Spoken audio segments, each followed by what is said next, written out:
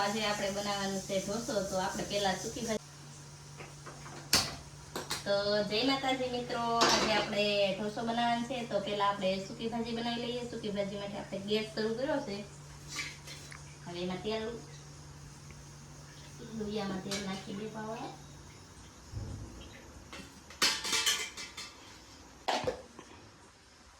તો સરસ મજાનું હવે તેલ આવી ગયું છે. હવે આપણે વઘાર કરી લઈએ. વઘારમાં પહેલા આપણે નાખશું હિંગ, પછી નાખશું રાઈ,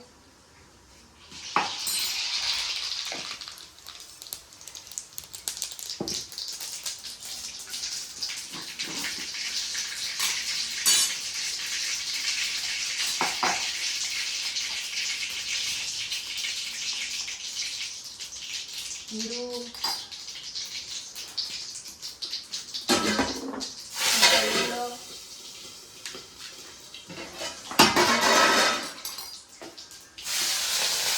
લીલા મરચાં, ડુંગળી,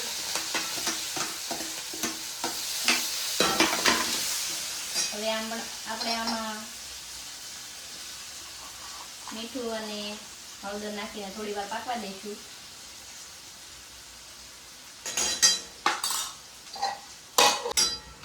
તો સરસ મજાની ડુંગળી આપણે પાકી ગઈ છે તેલમાં. તો હવે આપણે ટમેટા ઉમેરી દઈશું.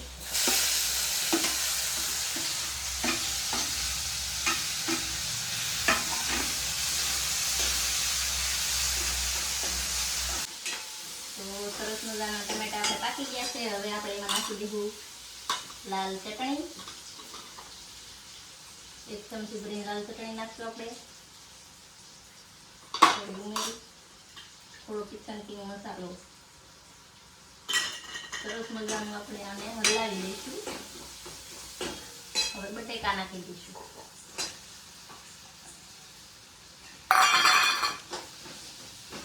ગેસ આપણે ધીમો જ રાખશું, કેમ કે આપણે નકર ચટણી બળી જશે.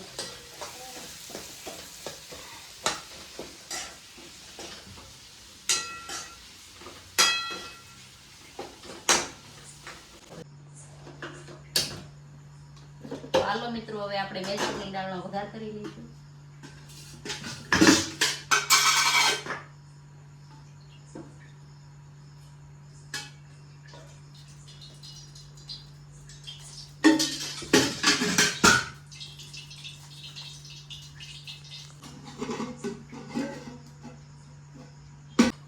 તો સરસ મજાનું તેલ આવી ગયું છે. તો હવે આપણે હિંગ નાખી દઈએ, રાઈ,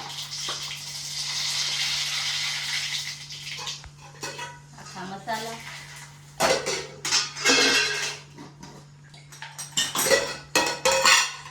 જીરું, લીમડો,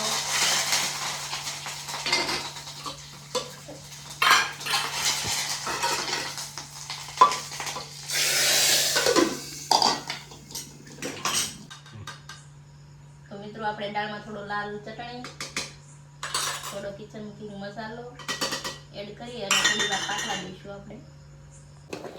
તો મિત્રો સરસ મજાની દાળ આપણે પાકી ગઈ છે, તમે જોઈ શકો છો. તો હવે આપણે આમાં ધાણા ભાજી એડ કરી દઈએ. તો હાલો મિત્રો, હવે આપણે ઢોસો બનાવી લઈએ.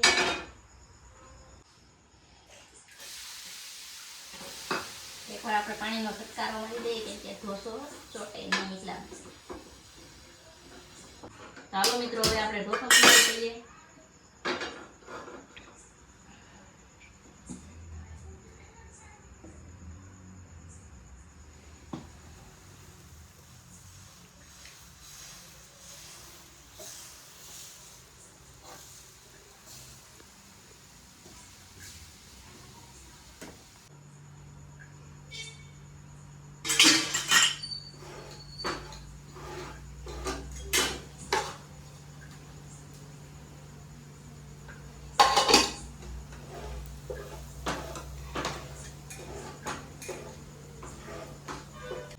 તો હાલો મિત્રો, સરસ મજાનો ઢોસો બનીને તૈયાર થઈ ગયો છે. તો હવે આપણે પીસી દઈએ.